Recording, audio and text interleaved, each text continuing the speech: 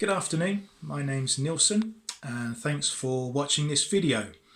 I'm currently in England, which is my home country, and for the last 9 years I've been teaching English in a Chinese city called Nanning, and I've worked in a primary and middle school as well as in an institute teaching IELTS, and I've also done some business English as well and worked with major companies, for example Shenzhen Airlines.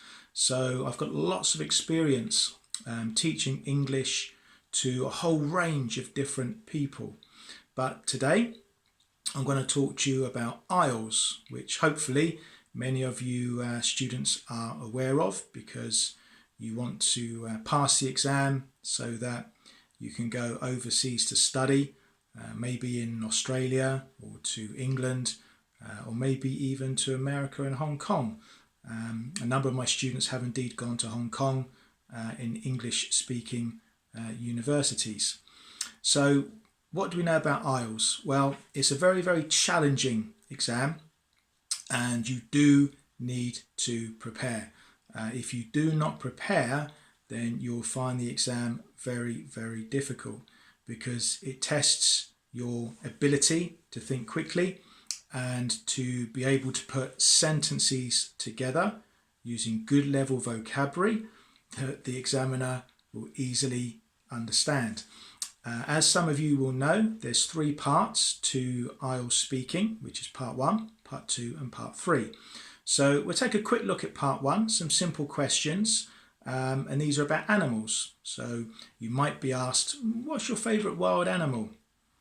My favourite wild animal is the great white shark, because it's a vulnerable species and I've seen it on some television documentaries, and it's a very majestic and graceful creature. Have you seen many wild animals? Yeah, I have. I've seen some photographs of animals in books and seen them on television. But a few years ago, we went to the Changlong Zoo, which is very famous in China, and we saw some amazing animals, including Siberian tigers, rhinoceroses, and baboons, which were amazing to see. Part 2, you need to talk for 2 minutes, and the longer you talk within that 2 minutes, the more chance you've got of getting a good grade. But you do need to use good level vocabulary and try to be as fluent as possible. For example, part 2, describe a place you visited. 2 years ago, my friends and I went to an exotic location called the Maldives, where we had the exciting opportunity to do some water sports, including scuba diving, jet skiing and kite surfing.